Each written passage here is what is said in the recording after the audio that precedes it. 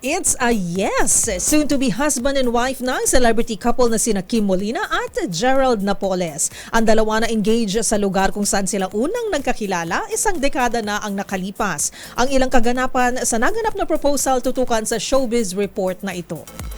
Sa Peta Theater kung saan sila unang nagkakilala na engaged ang longtime couple na sina Kim Molina at Gerald Napoles. Sa naturang lugar na puno ng mga nagniningning na ilaw at naggagandahang mga sunflower, ibinigay ng aktres ang kaniyang matamis na yes. Present dito ang kanilang pamilya at ilang malalapit na kaibigan. Ang dalawa unang nagkasama sa Rock of Ages the Musical taong 2014 kung saan sila bumida bilang Eileen at Tolitz.